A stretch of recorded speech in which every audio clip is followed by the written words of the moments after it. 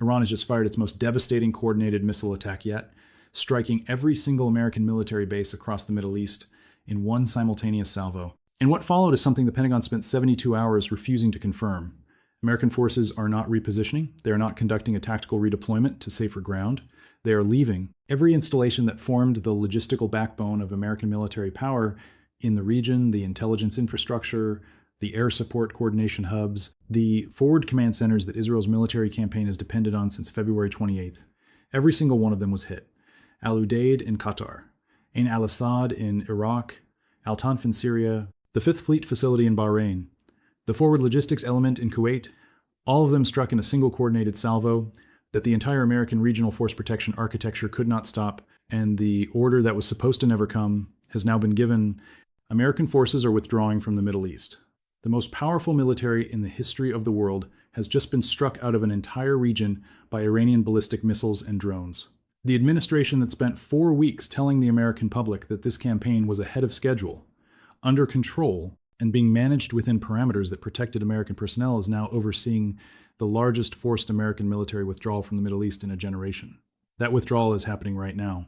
And what it means for Israel, for Iran, for every American ally in the region that built its security calculations on the assumption of a permanent American military presence, and for a conflict that has just lost the external support structure holding one side of it together, that is exactly what we are going to break down. To understand why this simultaneous strike on every American base produced a withdrawal order that 4 weeks of individual base strikes had not, you need to understand what fundamentally changed between those earlier attacks and what Iran executed this morning. The earlier strikes were damaging. The carrier group attack that forced the Truman to reposition was the most significant American naval force protection event since the USS Cole. The KC-135 refueling aircraft destroyed in Saudi Arabia directly constrained the operational range of American airstrikes against Iranian launch infrastructure. The strikes on Al-Udeid damaged runway capacity and forced a temporary pause in air campaign coordination. But each of those strikes was survivable because the system had redundancy built into it. Multiple bases, multiple functions distributed across those bases, multiple fallback options when any one node went down. The network absorbed the hit, redistributed its functions to surviving facilities, and kept operating. Iran's targeting team spent 4 weeks mapping that redundancy with surgical precision.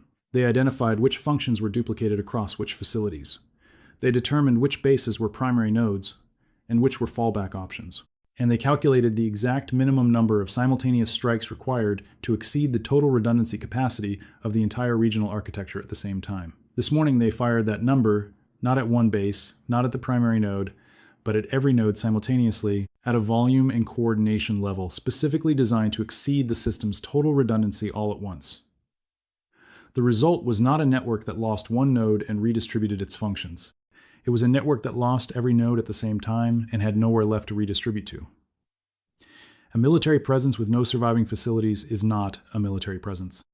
It is a collection of personnel sitting in damaged installations with no functional command, no logistics architecture, and no communications infrastructure connecting them. The withdrawal order was not a political decision debated in the White House Situation Room. It was a military necessity generated by operational reality.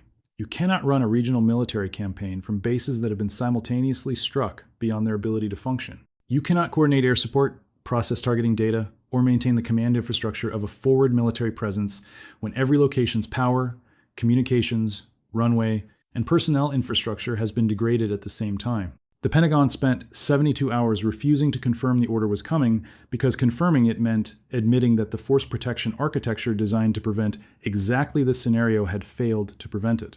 Now, the Israeli dimension, because this is where the consequences of the American withdrawal become most immediately and dramatically felt on the battlefield. Israel's military campaign has been sustainable for 4 weeks for one reason.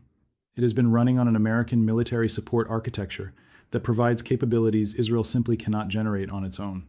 American intelligence sharing from platforms that Israel's own surveillance apparatus cannot replicate at the same volume or resolution. Aerial refueling support that extended the range of Israeli strike aircraft far beyond what Israel's organic tanker capacity can sustain. Precision munitions resupply flowing through logistics pipelines that ran partially through the regional bases that were struck this morning. And above all, the deterrent weight of American presence itself. The implicit signal to Iran that any attack on Israel was an attack on an American-backed partner with American personnel embedded in its operations, raising the cost calculation for Iranian action to a level that factored in American casualties and American response. That deterrent presence is now leaving. And a withdrawal is not a neutral event, it is a signal. It tells Iran that the strike worked. It tells every actor watching from across the region that American military presence is not a permanent fixture that absorbs punishment and stays. It tells Israel that the support architecture its campaign has been built on for 4 weeks is being removed from the operational picture at the precise moment when the campaign is at its most difficult and the need for that support is at its highest. The questions the Israeli Security Cabinet is asking right now are not symbolic. They are operational. How many strike missions per week does the Israeli Air Force lose without the aerial refueling support the American presence was providing? How sharply does the intelligence picture degrade when the American platform contribution is removed? How quickly does the precision munitions stockpile fall below the threshold needed to sustain the current operational tempo when the American resupply pipeline goes dark? The honest answers to those questions describe a military campaign that becomes significantly harder to sustain within weeks of this withdrawal taking full effect. Iran's strategic calculus behind the simultaneous multi-base strike is the dimension of this story that deserves the most careful analysis because it reveals something about how Iran has been thinking about this conflict that goes far beyond the immediate military objective of forcing a withdrawal. Iran did not strike every American base in the region to maximize American casualties. If that had been the goal, the strikes would have looked very different. Iran struck every American base in the region to produce one specific strategic outcome, the withdrawal itself. Because the withdrawal achieves something that damage alone never could. It removes the American deterrent presence from Iran's cost calculation for every action that follows. Once American forces have left every base in the region, every target that Iran did not strike, because striking it risked killing Americans and triggering a response calibrated to American losses rather than Israeli military losses, is now available. Every Israeli infrastructure target that had American personnel embedded in or adjacent to it. Every logistics node where American and Israeli military functions were co-located. Every command and intelligence facility where personnel from both militaries worked in the same physical space. All of those targets become cleaner targeting solutions the moment American forces are no longer present in them. What Iran engineered this morning was not just the removal of American support from Israel's military campaign. It was the removal of the inadvertent human shield that American presence had placed over a significant portion of Israel's most critical military infrastructure. The political fallout in Washington is running as a parallel crisis, and in some ways it is more immediately dangerous for the administration than the military situation itself. The administration that launched this campaign on the promise of a limited, bounded, time-constrained military operation in support of an ally is now presiding over the largest forced American military withdrawal from the Middle East in a generation. The political opposition that has been waiting for the moment when the gap between what this campaign was promised to be and what it has actually produced becomes impossible to manage is not waiting any longer. The question being asked in every congressional hearing, every press briefing, and every allied capital now reassessing its relationship with American security guarantees is the same question. How did the most powerful military in the world get struck out of every base it operates in an entire region by an adversary that was supposed to have been degraded below the capacity to do exactly that? The administration has no answer to that question that the American public will find adequate, because the answer requires acknowledging that the campaign against Iranian launch infrastructure, which consumed over $11 billion across 4 weeks, did not degrade Iran's strike capacity to a level that changed the operational picture in any meaningful way. Iran just demonstrated that it retained enough coordinated strike capacity to hit every American base in the region simultaneously. That is not the outcome of a campaign that was ahead of schedule. That is the outcome of a campaign that failed its primary military objective while spending $11 billion in the process of failing it.